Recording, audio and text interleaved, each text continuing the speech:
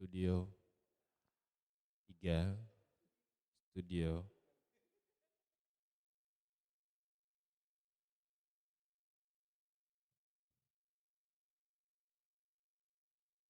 Studio.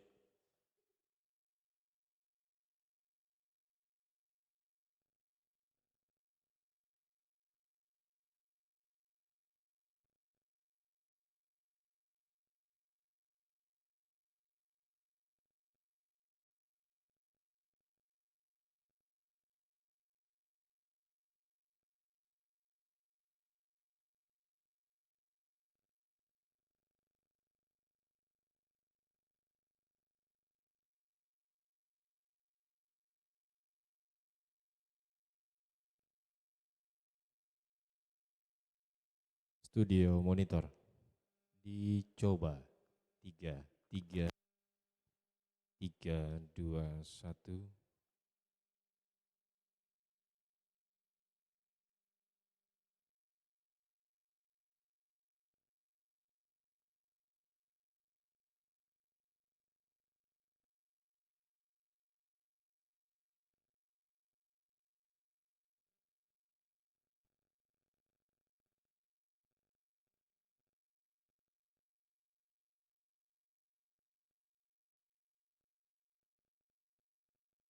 Studio.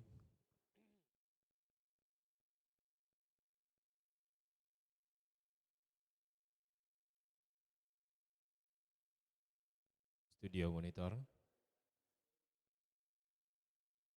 Studio.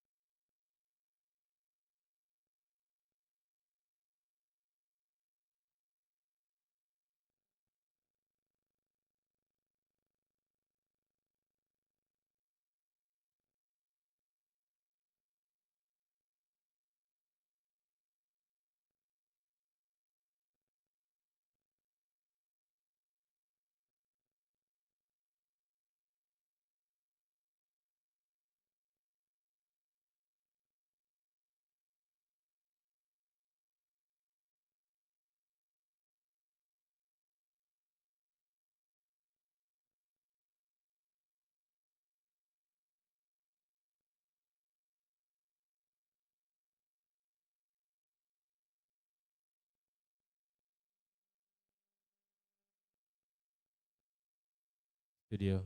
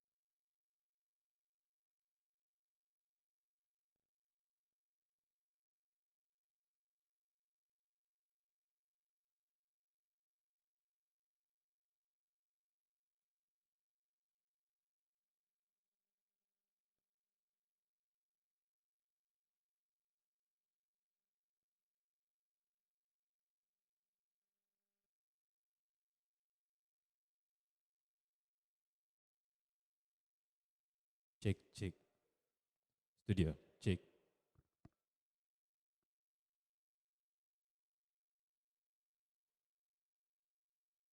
Studio 3, 2, 1. Cek Dicoba. 3, 2, 1 studio.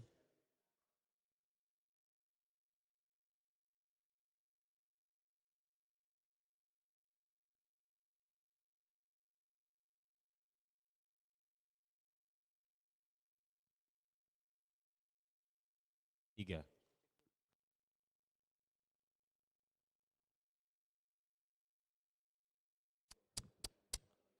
C, C, C, cik, E, C, E, cik, E, C, C,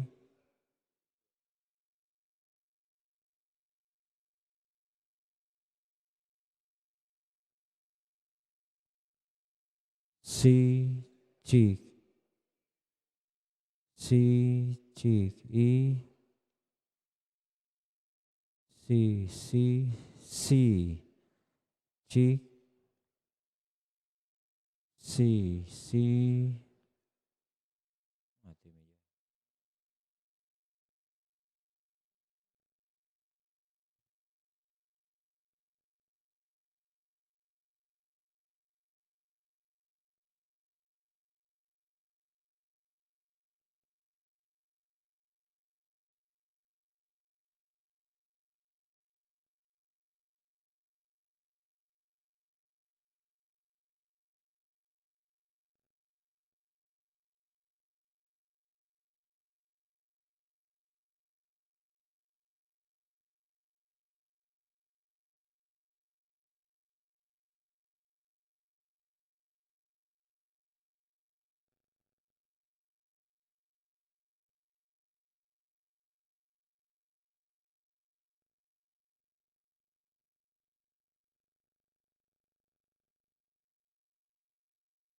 C, C.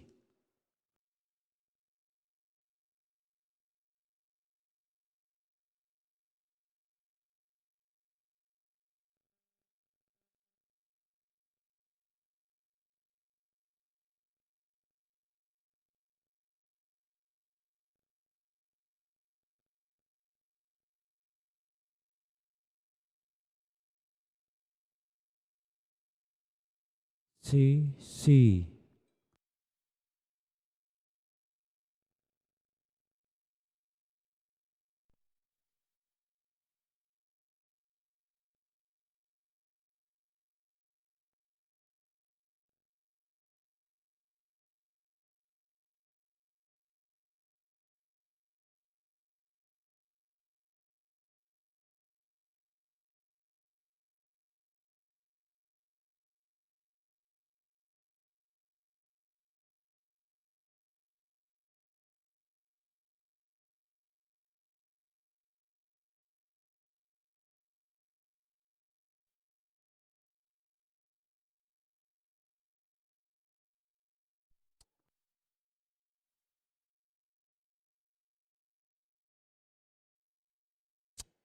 C, cik, E,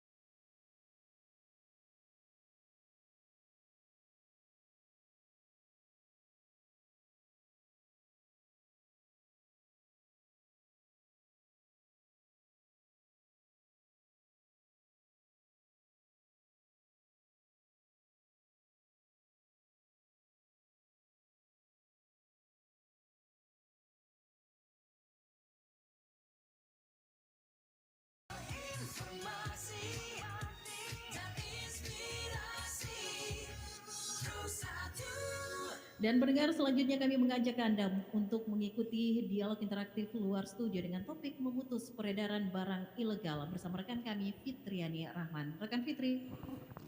Assalamualaikum warahmatullahi wabarakatuh dan selamat pagi pendengar dan juga pemirsa dimanapun Anda berada saat sekarang bergabung dengan kami dari kantor Bea Cukai Sulawesi bagian selatan ya.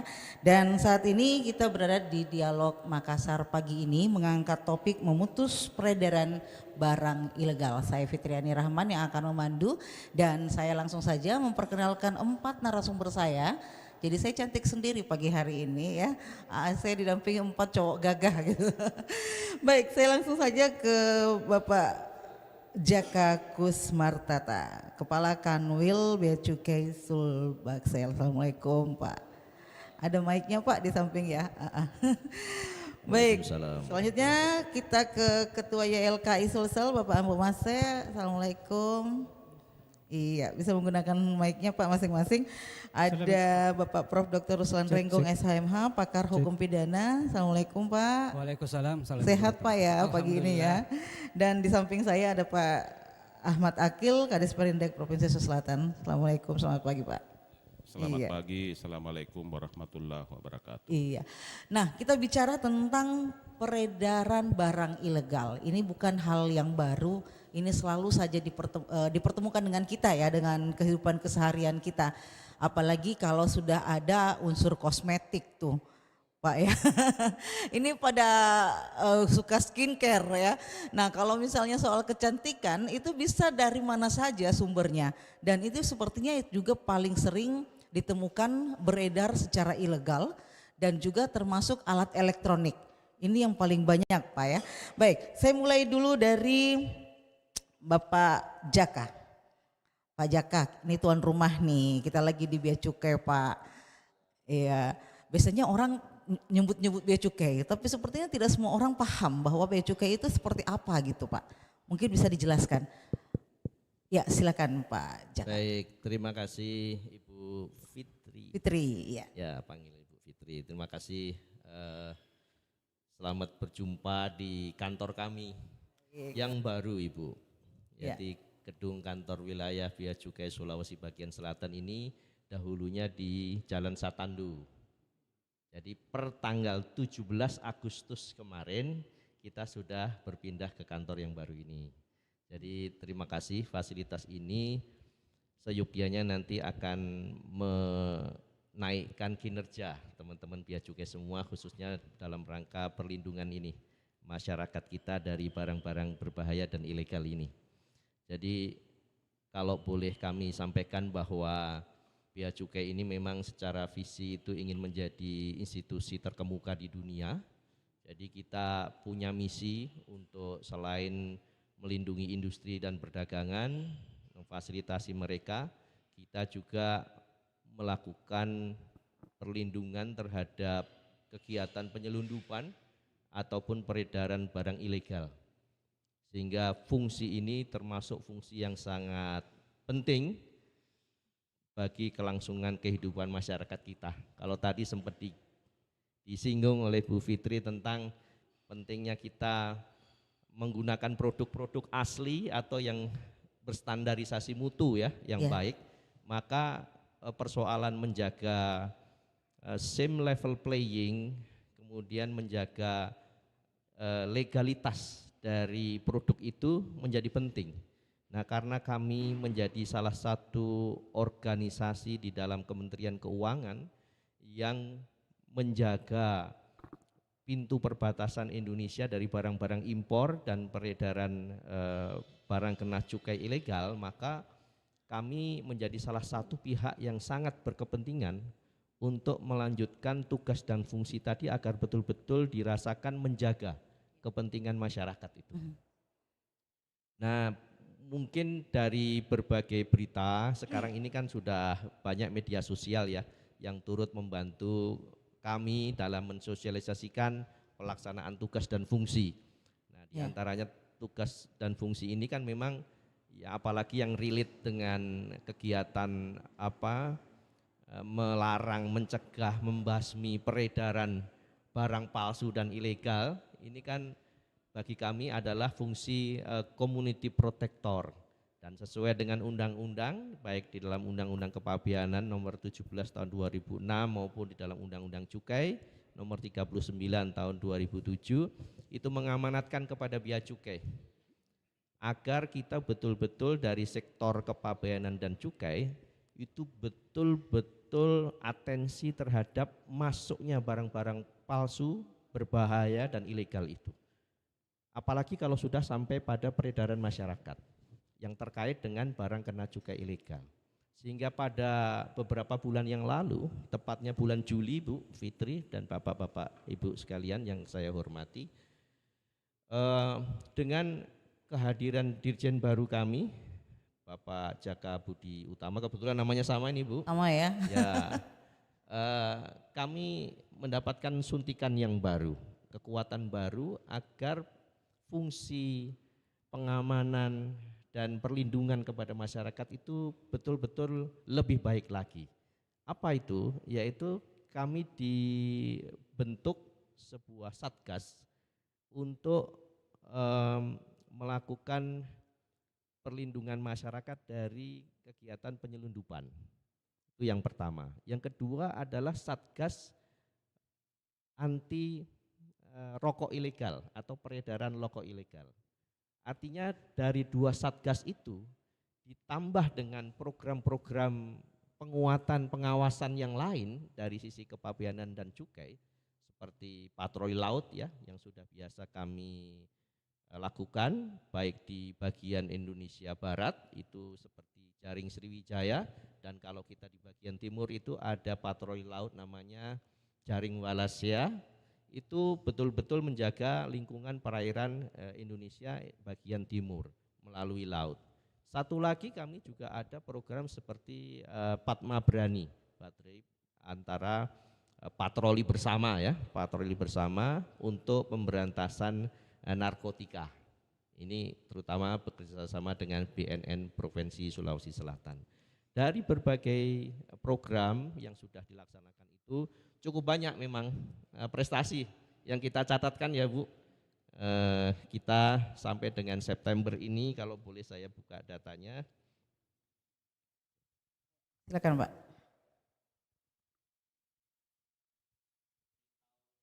2024 kemarin saja secara nasional Bea Cukai itu sudah bisa melindungi masuknya barang-barang berbahaya dan ilegal itu diantaranya nih berdasarkan persentase Bu, ini ada hasil tembakau ilegal itu yang paling banyak ada 47% lebih, kemudian kendaraan air atau semacam perahu dan sejenisnya itu ada 6,8%, kemudian minuman mengandung etil alkohol itu 5,9%, kemudian NPP narkotika dan obat-obat terlarang lainnya itu 4,9% dan barang-barang lainnya.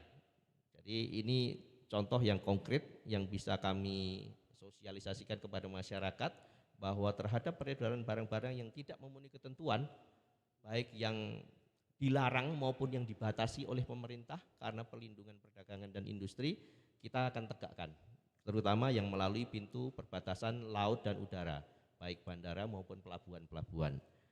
Di tengah keterbatasan Bu, nah, ini kan tahun 2025 kemarin sempat dijalankan efisiensi anggaran dengan jumlah keterbatasan SDM yang terbatas. Kurang lebih kita sekarang ini ada 353 pegawai di seluruh wilayah Sulawesi bagian selatan. Sulawesi bagian selatan itu membawai wilayah kerja 3 provinsi. Ada Sulawesi Selatan sendiri, ada Sulawesi Barat, dan ada Sulawesi Tenggara. Jadi sangat luas dengan pegawai jumlah 353. Artinya kita harus bertanggung jawab melakukan ya pengawasan dan penegakan hukum atas pelanggaran seluruh sektor kepabeanan dan cukai yang menjadi wilayah tanggung jawab kami. Sehingga di tahun 2025 ini kita juga melaksanakan banyak program. Ya, di tahun 2025 ini kita melaksanakan banyak program Bu untuk memperkuat pengawasan kita ini. Jadi kita ada sosialisasi ke masyarakat berbagai pihak, kampus, seperti sekarang ini media massa, RRI, TVRI dan seterusnya, dan berbagai kesempatan yang lain, termasuk diskusi dengan Bapak Kepala Dinas, Bapak Profesor yang di kampus, dan juga Bapak dari YLKI ya, Pak Ambo. Juga kami selain operasi di lapangan tadi ya, dengan program-program tadi, kita juga yang paling penting nih adalah mencoba melakukan pembinaan. Ini kalau dengan Pak Kadis Perindak, Pak Ahmadi Akhil, biasanya kita membangun kerjasama dalam bentuk pembinaan kepada industri agar teman-teman yang mulai dalam usaha industri hasil tembakau terutama yang ada di wilayah kita, yang tadinya mungkin baru coba-coba, belum berani memasarkan dan seterusnya, kita ajak supaya masuk kelas. Ya, jadi ada pembinaan begitu. Ada pembinaan, Ya. jadi naik kelas. Kita sudah punya di daerah Kabupaten Sopeng, di wilayah Sopeng, itu ada namanya kawasan industri hasil tembakau. Jadi kita pilih satu area gitu ya Prof. Kita pilih satu area di mana para industriawan hasil tembakau itu bisa berusaha di kawasan industri hasil tembakau dengan berbagai fasilitas yang kita siapkan. Misalnya apa? Kemudahan perizinan, kita berikan relaksasi, kita berikan pembinaan langsung, tentir, gimana cara memproduksi, gimana cara mengajukan izin, dan bagaimana mereka harus mendistribusikan produknya itu. Itu adalah bentuk-bentuk kepedulian kita sebagai instansi yang membawahi pengawasan di bidang cukai, khususnya hasil tembakau. Dan bahkan kemudian kita sempurnakan menjadi sentra industri hasil tembakau. Jadi kalau tadinya hanya kawasan, ini sekarang sentra industri, artinya ada proses aglomerasi dari industri-industri yang bekerja di sana, sehingga mereka bisa bersinergi, bekerja sama, berkolaborasi untuk misalnya bagaimana cara mereka mendapatkan bahan baku terbaik, tembakau dari mana yang terbaik, kemudian bagaimana cara mereka memproduksi yang efisien, mesin apa yang harus dipakai, bagaimana mereka bisa memanfaatkan secara bersama-sama satu mesin yang bisa digilir di antara mereka sehingga mencapai tingkat volume produksi yang efisien secara economic of scale. Ini menjadi menarik karena nanti kalau mereka sudah sama-sama masuk ke dalam kelas, ikuti sistem, mereka akan berhasil produksi rokok yang siap edar.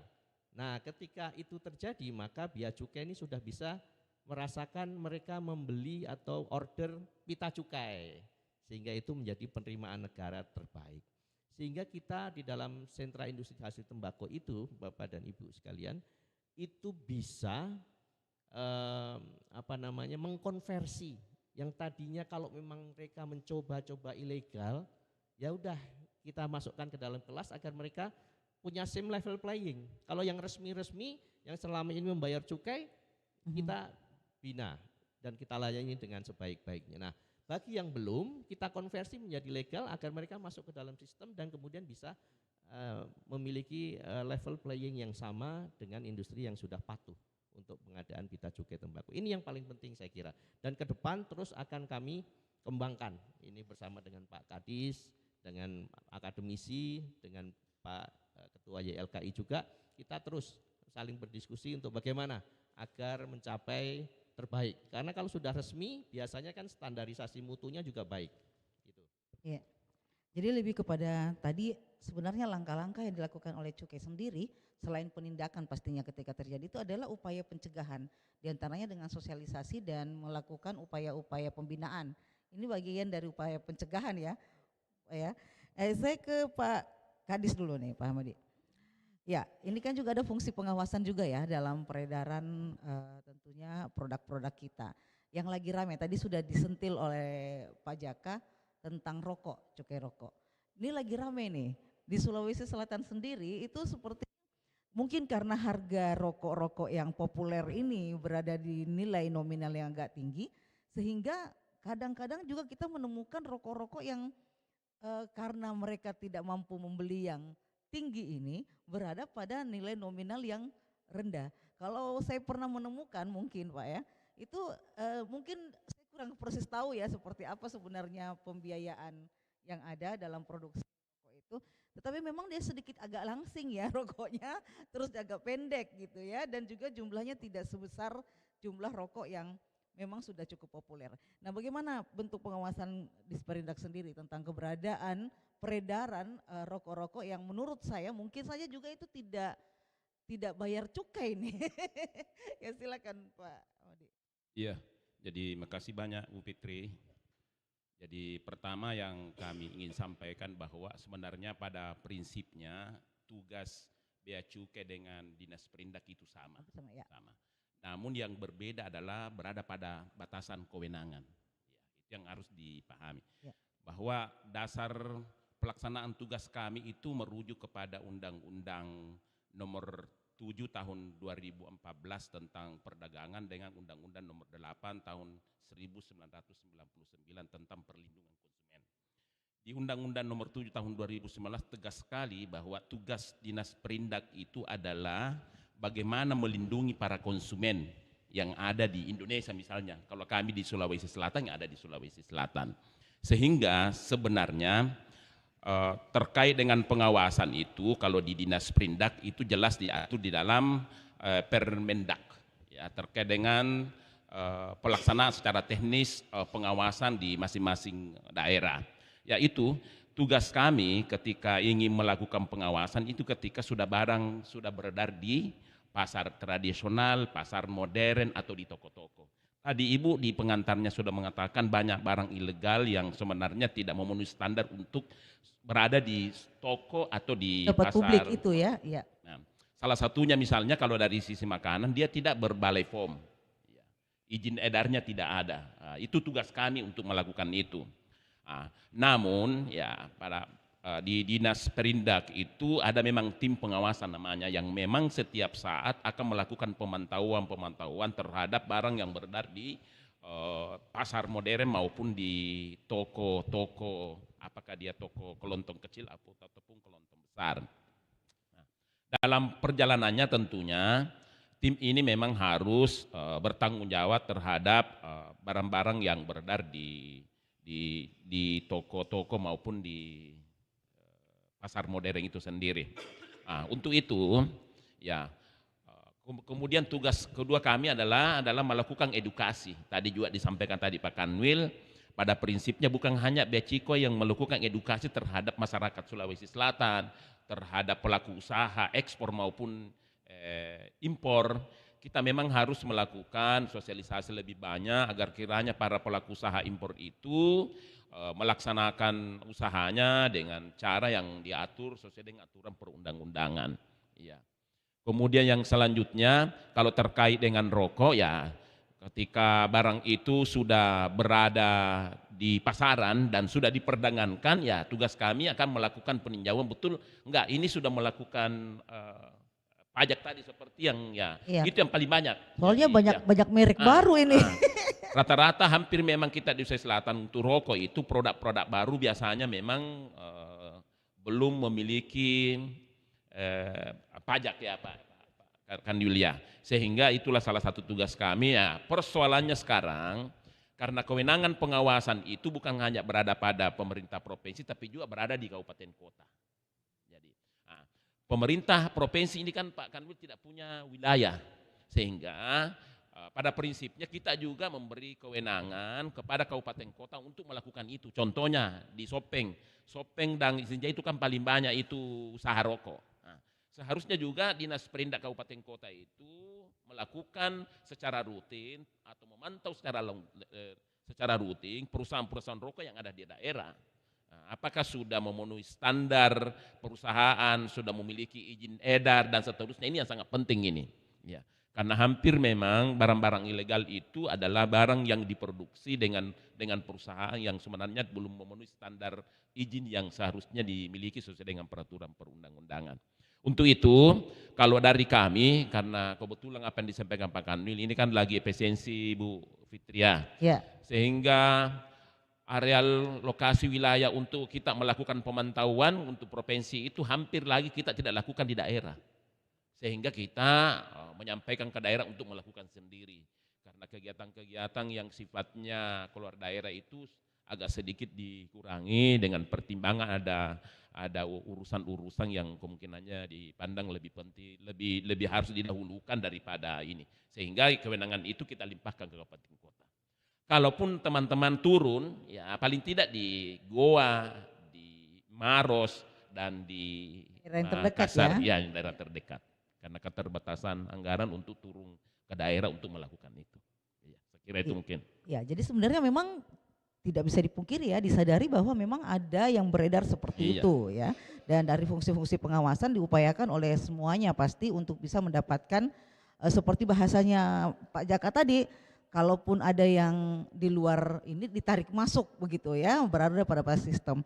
Nah, saya ke Pak Ambo Masa dulu nih, bisa bicara soal lembaga konsumen ini Pak ya. Konsumen kita ini menjadi target dari penjualan ini juga kan.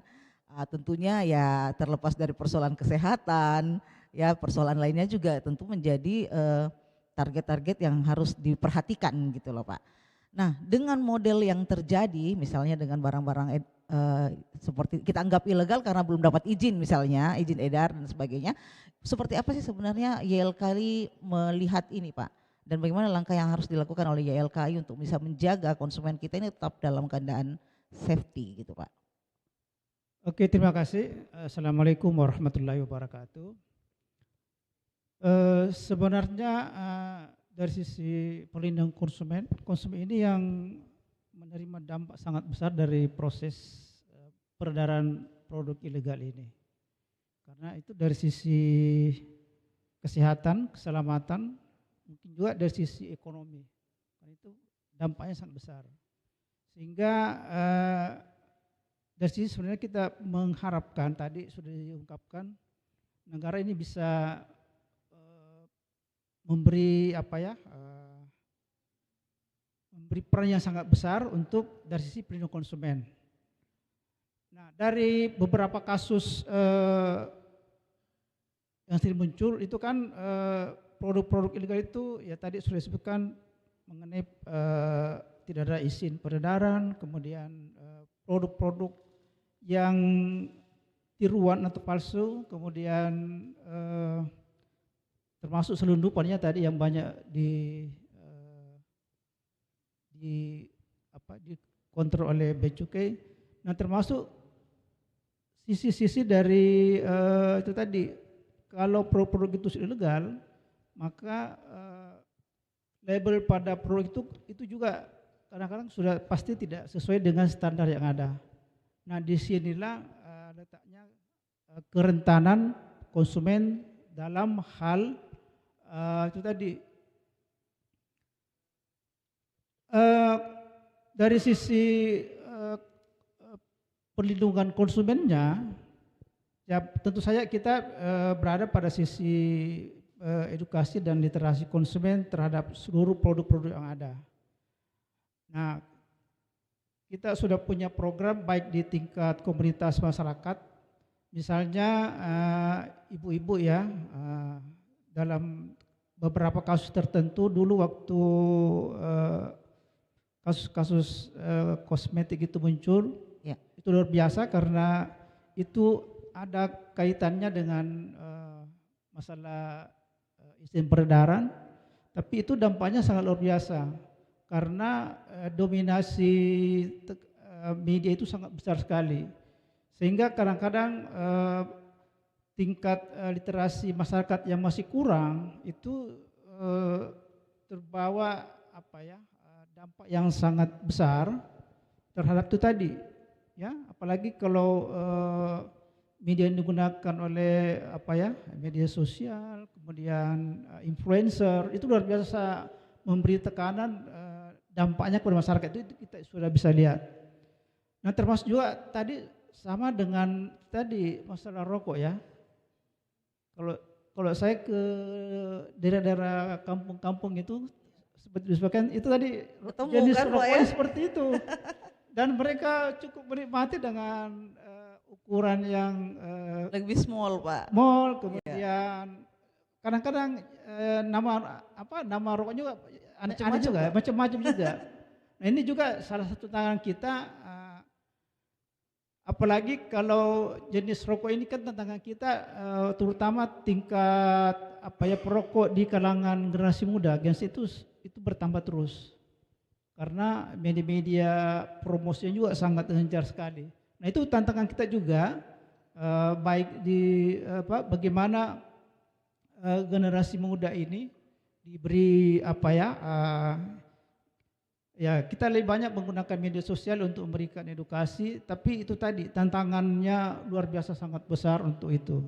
Nah sehingga ya saya kira perlu strategi tantangannya luar biasa yang lebih mungkin bisa berkolaborasi ya.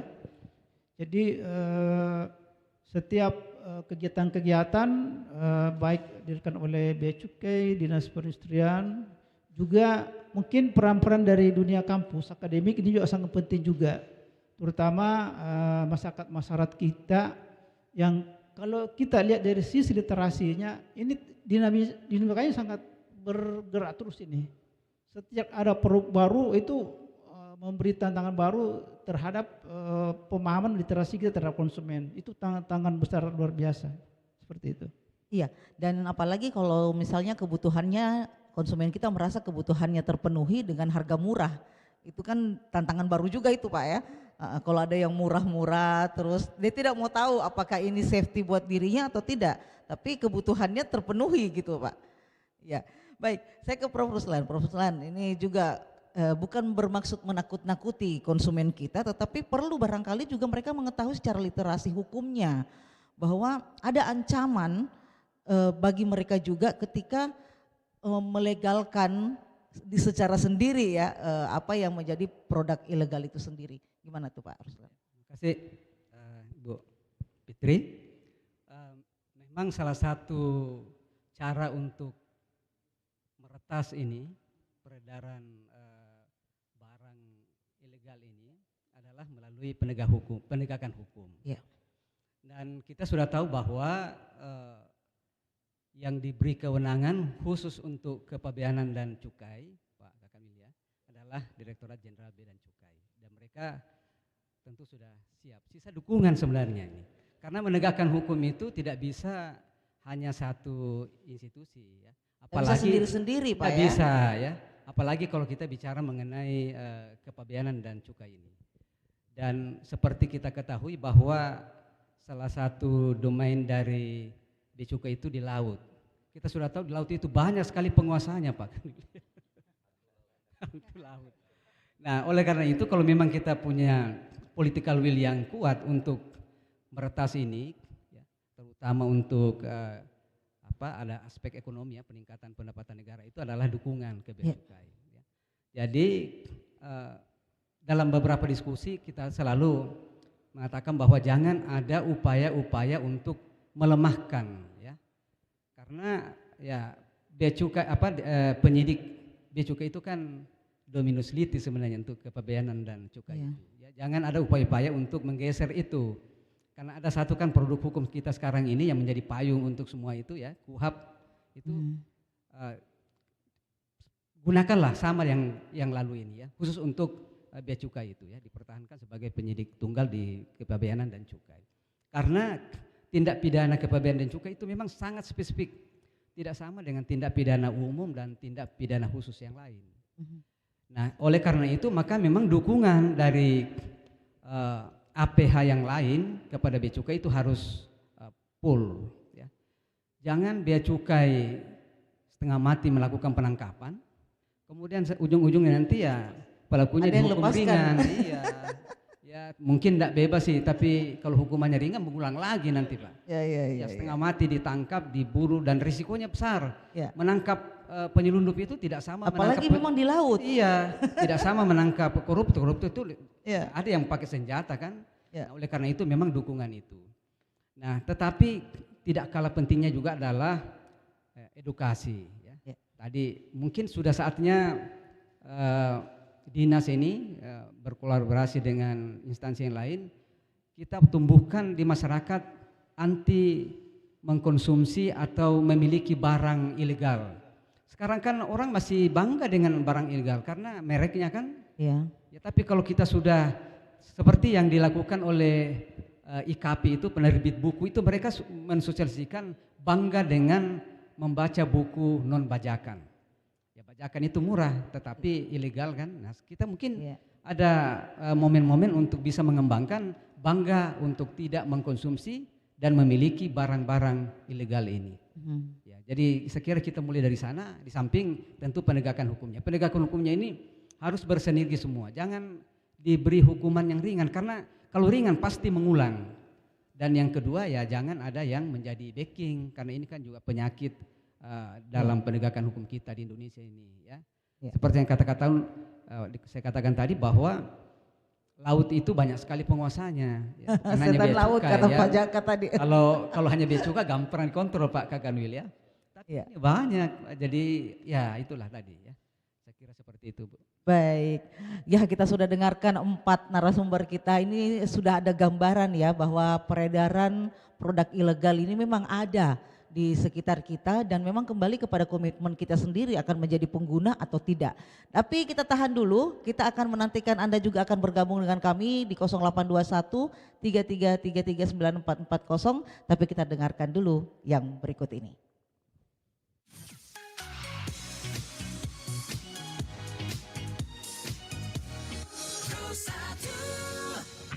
Hai Sobat RRI, kini siaran RRI dapat didengarkan di mana saja dan kapan saja melalui aplikasi RRI Digital.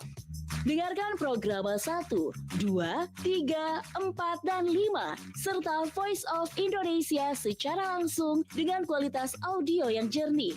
Nikmati berbagai konten yang menarik dan informatif seperti podcast, berita, musik, dan beragam informasi dari kanal daerah. Jangan khawatir ketinggalan program pilihan, karena saat ini Anda dapat menonton ulang program-program favorit Anda. Lebih dekat dengan penyiar kesayangan dengan berinteraksi langsung melalui fitur live chat. Nikmati kemudahan interaksi, partisipasi, dan kolaborasi dengan RRI Digital. Download sekarang di App Store dan Play Store.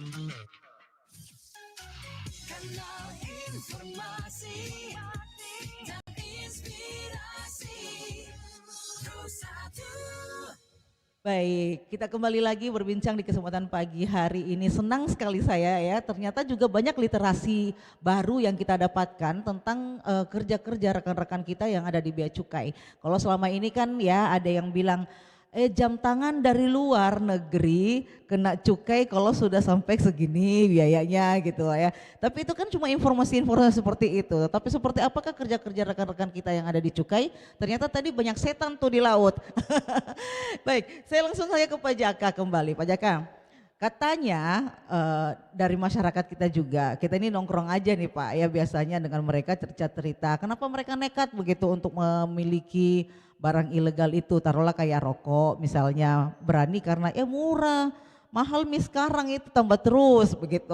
Nah ujung-ujungnya dia bilang mungkin karena cukainya mahal, susah katanya tuh kalau cukai, jadi akhirnya beredar begitu saja. Kira-kira seperti apa tuh Pak Jaka? Atas pertanyaannya ini sangat menarik karena bagian yang paling sulit untuk memahamkan masyarakat luas itu adalah pemahaman tentang filosofi.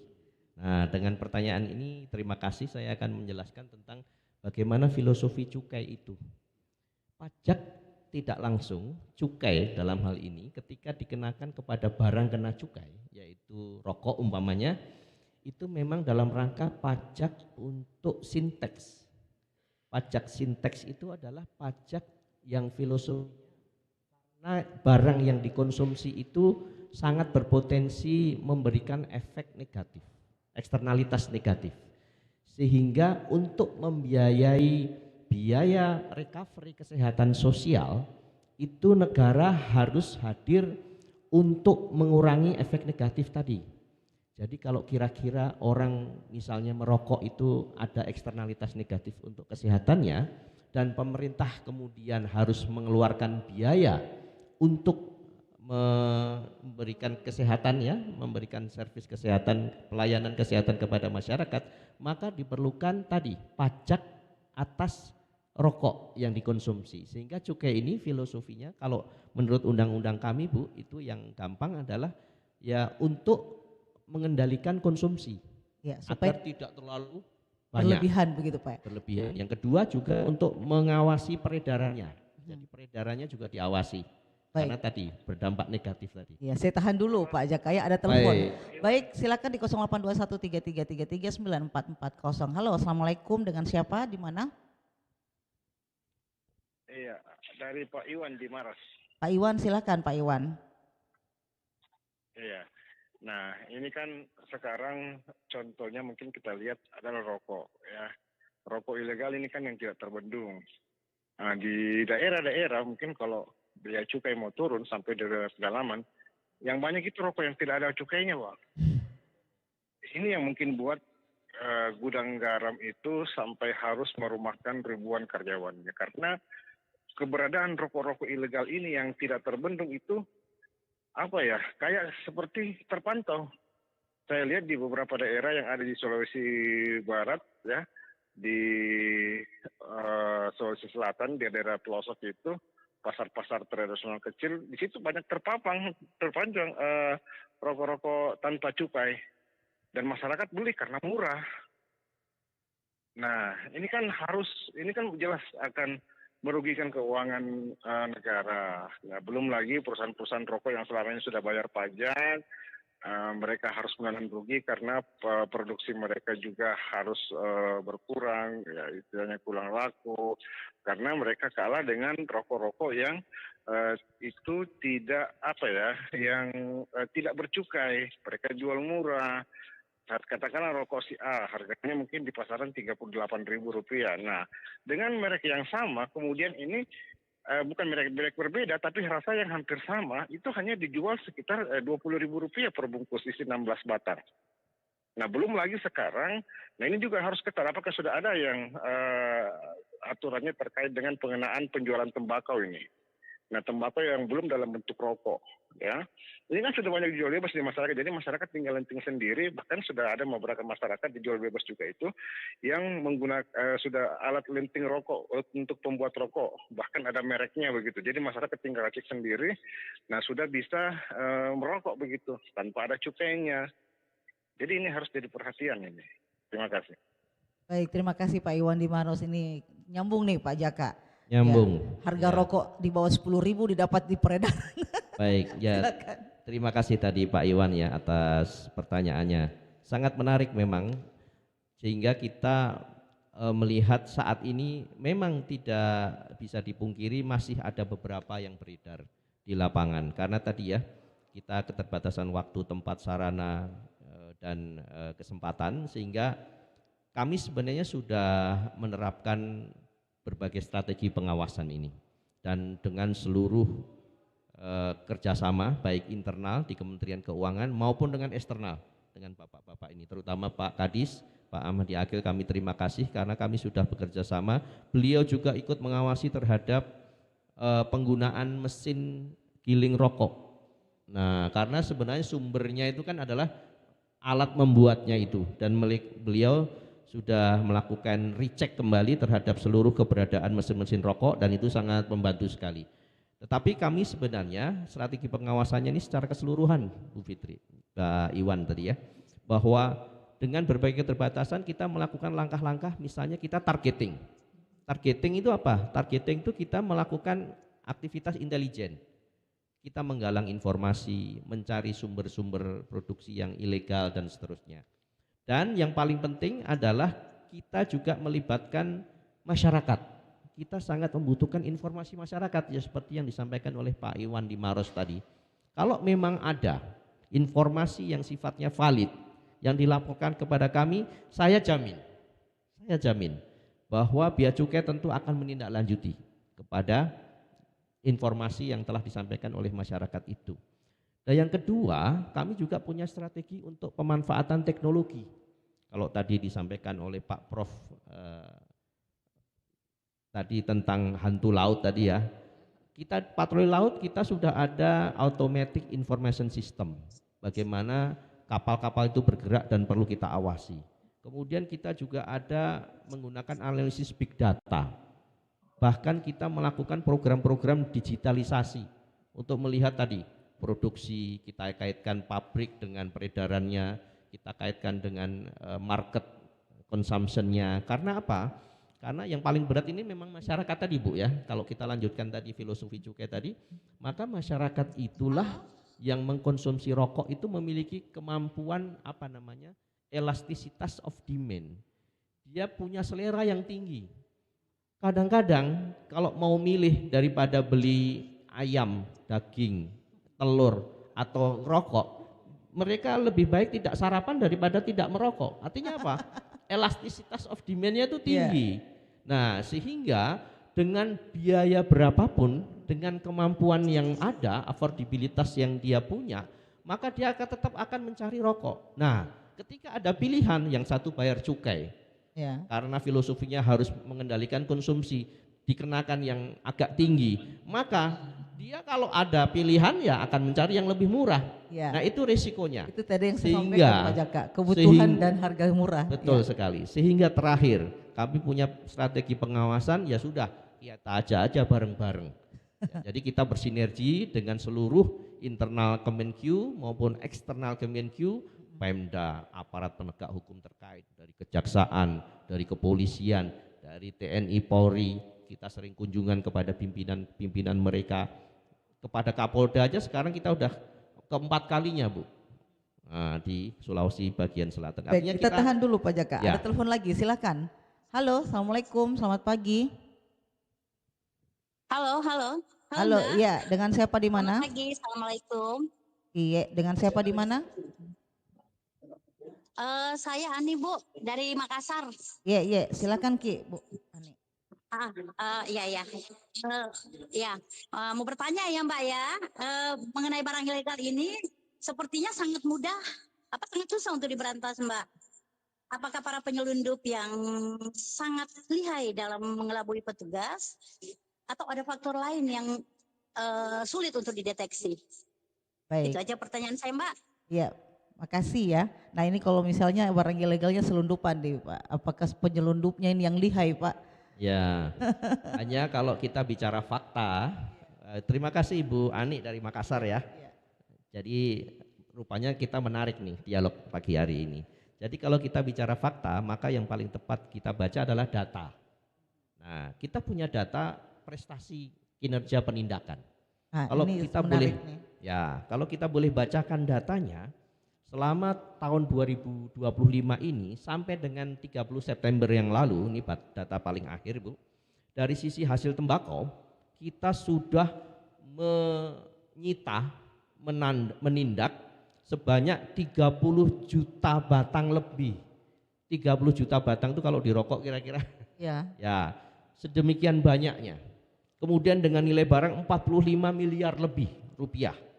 Dengan potensi kerugian negara 30 miliar rupiah lebih, 30,3 miliar rupiah lebih. Belum dari MMEA ada 6.114 liter dengan nilai barang 2,8 miliar dan seterusnya. Juga untuk barang narkotika dan sejenisnya. Kita juga melaksanakan ini dalam kurun waktu 9 bulan, kita sudah 35 kali penindakan. Penindakan ya Bu, kalau operasi bisa banyak. Tapi yang betul-betul kena itu 35. Ya. Artinya sebulan itu kita bisa sampai 4 kali menindak. Artinya memang wilayah kita ini perlu juga diketahui oleh masyarakat luas sudah menjadi landing spot dari barang-barang berbahaya dan barang larangan ilegal tadi. Kenapa? Karena kita punya keinginan konsumsi yang agak ekstrim tadi ya terhadap barang-barang itu, sehingga ini menjadi perhatian bersama. Kalau sinergi dari aparat seperti Bea Cukai dan lain-lain dengan masyarakat itu menjadi satu pandangan bahwa ini tadi seperti diceritakan Pak Prof maupun Pak Kepala YLKI tadi ya, bahwa ya kita harus bangga dengan menggunakan produk yang legal, bangga bisa membayar pajak dengan baik, dan ayo kita awasi bareng-bareng aparatnya sehingga semua bisa dideteksi, aparatnya makin transparan, pemetaan operasi kita juga makin baik ya, ada ada daerah hijau, ada daerah kuning, ada daerah merah, kita perangi bareng-bareng. Saya rasa orang maupun barang ilegal yang beredar di antara kita ini semakin lama makin sempit ruang geraknya, akan semakin sulit mereka melakukan hal-hal yang tidak baik tadi. Sehingga ini kita sekali lagi menghimbau kepada masyarakat seluruhnya bahwa sekarang ini saatnya tidak main-main. Saat ini adalah saat untuk penegakan hukum. Sehingga meskipun pemerintah di bawah undang-undang dan di bawah tekanan dari para pelaku pelanggar transaksi-transaksi ilegal tadi, tapi pemerintah dalam hal ini kami dari sisi Bea dan Cukai terus akan melanjutkan program-program pengawasan ini secara efektif maupun secara efisien. Tentu tadi Bu, dengan kerjasama dari berbagai pihak. Iya, jadi memang sudah ada kelihatan ya bahwa pada dasarnya dari potensi-potensi pengawasan yang dilakukan oleh Disperindak maupun juga Cukai memang sudah menemukan peredaran ilegal ini cukup signifikan karena jiwa konsumtif kita ya yang ada di Sulsel ini, apalagi memang suka belanja-belanja begitu ya, dapat harga murah makin belanja-belanja begitu. Seperti itu ya Pak ya? Ya nggak perlu lagi ini menghindari pajak malah ya Pak ya, supaya makin murah. Baik, saya langsung ke Pak Ahmadi. Pak Ahmadi ini kan kelihatan, tadi juga Pak Ahmadi sudah bilang bahwa efisiensi anggaran kemudian sedikit menghambat kinerja yang ada di provinsi untuk tidak berada di daerah. Tapi bagaimana kemudian laporan-laporan dari daerah sendiri tentang potensi yang dilakukan oleh mereka sehingga peredaran barang-barang ilegal ini bisa diminimalisir begitu Pak sampai saat ini? Jadi izin terkait dengan bagaimana sikap teman-teman yang ada di daerah terkait dengan bentuk pengawasan. Yang pertama ingin sampaikan adalah teman-teman di 24 kabupaten kota itu sudah mencoba melakukan sosialisasi kepada para konsumen dengan metode istilah konsumen cerdas ya. Jadi biar bagaimanapun Bea Cukai kami sendiri untuk melakukan pengawasan, pengawasannya dilaksanakan di hulu oleh Bea Cukai, kami di hilir. Ya, di hilir. Walaupun bagaimana caranya kita melakukan itu kalau memang konsumennya tidak cerdas memilih produk-produk yang layak untuk dikonsumsi itu juga sulit. Sehingga salah satu yang edukasi kami lakukan bagaimana melakukan sosialisasi kepada pelaku konsumen-konsumen yang ada di masyarakat itu supaya dia bisa memahami produk-produk yang bisa dikonsumsi. Yang ketiga yang ingin sampaikan, jadi terkait dengan laporan-laporan dari teman-teman kabupaten kota itu, ini yang menjadi bersoal Bu, memang juga karena pada prinsipnya di masing-masing kabupaten sebenarnya juga ada namanya, memang juga harusnya ada namanya penyidik perdagangan dan perindustrian. Ini yang belum terbentuk di 24 kabupaten kota. Itu adanya baru ada di provinsi, sehingga untuk menindaki hal-hal yang kemungkinannya ditemukan di lapangan untuk itu sulit untuk dilakukan. Sehingga lebih banyak dilakukan adalah fasilitasi terhadap konsumen yang korban terhadap pelaku-pelaku usaha yang lebih ke mediasi-mediasi begitu ya, ya. Jadi tindakan administratif yaitu melakukan mediasi antara si korban dengan pelaku usaha itu sendiri, dan sampai saat ini belum ada yang melaporkan dari proses pengawasan itu ada yang sampai masuk di tindak pidana ya. Jadi semuanya diselesaikan di proses fasilitasi tadi. Terkait melaporkan secara per triwulan, ya tentunya memang kita berharap ke depan memang harus ada aplikasi yang seharusnya ada aplikasi yang lebih mudah teman-teman di kabupaten kota untuk melaporkan kegiatan pengawasan terkait dengan barang-barang ilegal tadi. Yang ada sekarang ini baru pengawasan terkait dengan harga kebutuhan pokok dan kebutuhan penting ada di kabupaten kota. Untuk aplikasi fungsi pelaksanaan pengawasan di kabupaten kota masih pelaksanaannya dilaporkan secara konvensional. Lebih manual Pak ya? Ya, masih lebih manual. Baik. Kira seperti itu. Ya, kita ke Pak Ambo. Pak Ambo, ini saran aja barangkali untuk konsumen kita supaya makin safety Pak. Silahkan Pak Ambo. Oke, jadi kalau kita dengar tadi beberapa pembahasan, itu ujungnya kan market, kebutuhan pasar yang begitu besar, dan itu tadi tingkat literasi konsumen. Jadi sebenarnya ini harus berjalan bersamaan dari sisi penindakan, dari sisi pengawasan, kemudian dari segi literasi.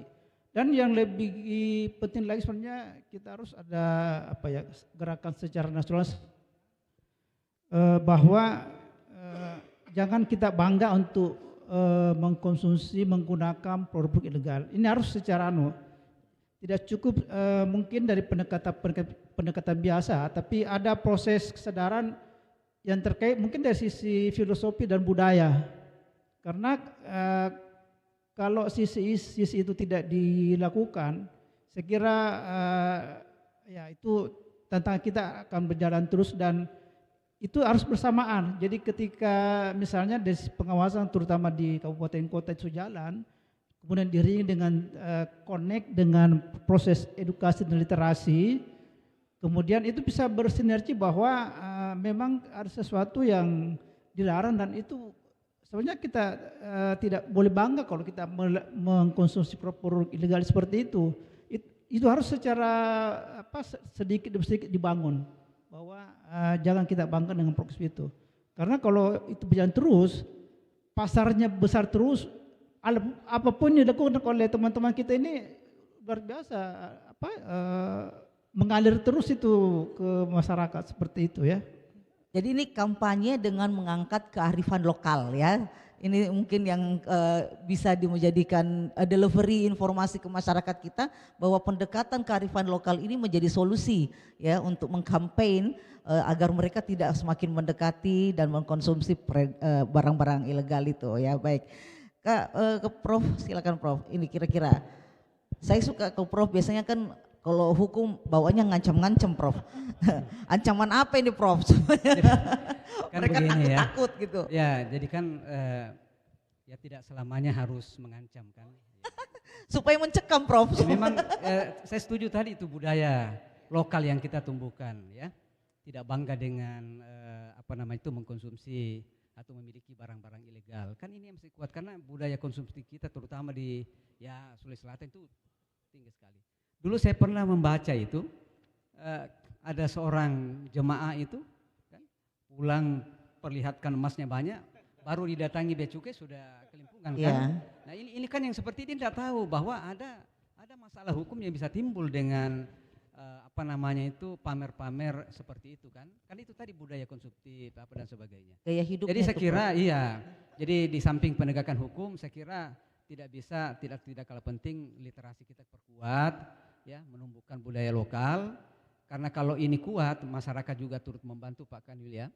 Ya pengawasan dan sebagainya itu ya saya kira meretas tadi ini atau memutus peredaran barang ilegal ini bisa kita lakukan. Kalau hanya aspek penegakan hukum itu kan agak berat ya, bukan tidak bisa, agak berat karena apalagi wilayah kita ini terbuka ya, laut dan sebagainya itu bisa tidak bisa. Jadi memang harus diperkuat ini ya, budaya lokal ini. Tidak bangga dengan barang-barang ilegal ini ya. Berarti kesadaran masyarakat ini yang harus disentuh ya. Iya. Konsumen cerdas. Saya kira Pak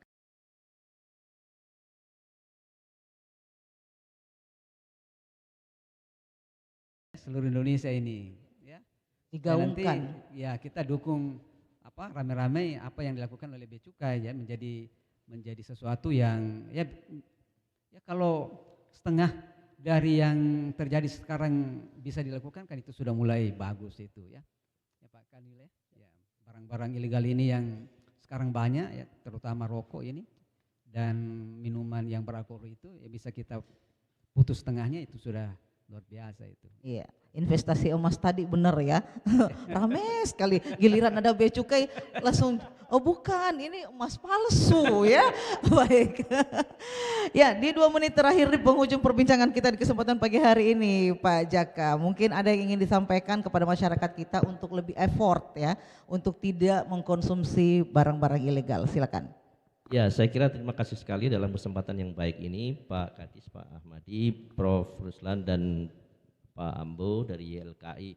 dan seluruh masyarakat mendengar Bu Fitri dalam acara RRI kali ini, kami menghimbau untuk berinvestasi kemaslahatan, berinvestasi kebaikan untuk kembali ke jalan yang benar. Jadi kalau tadi kita sepakat dengan memperkuat budaya lokal untuk menggalang kembali ke jalan yang benar, maka saya ingat ada 3 istilah yang sangat bersumber dari kearifan lokal itu, yaitu kita bersama-sama saling sipaka tahu, sipaka ingat, dan sipaka lebih. Nah, saya aslinya dari Solo, tapi karena ini kumpul dengan orang-orang Sulawesi, saya harus belajar budaya Sulawesi ini. Jadi kita saling mengingatkan. Pasti loh Pak. Saling menghargai. Oh terima kasih Bu. Tadi pagi latihan Bu. Ya kita saling mengingatkan, kita saling menghargai dan kita saling mengakui keberadaan yang lain. Sehingga kita sama-sama menuju kepada kemakmuran, menuju Indonesia Emas tahun 2045. Demikian, terima kasih. Luar biasa, aplaus dulu untuk 4 ya narasumber saya pagi hari ini. Jujur ya banyak hal yang kemudian menjadi masukan buat saya juga secara pribadi. Dan ini saya berharap literasi masyarakat kita berkembang dan akhirnya semua mengatakan tidak untuk produk-produk ilegal. Saya Fitriani Rahman, wassalamualaikum warahmatullahi wabarakatuh.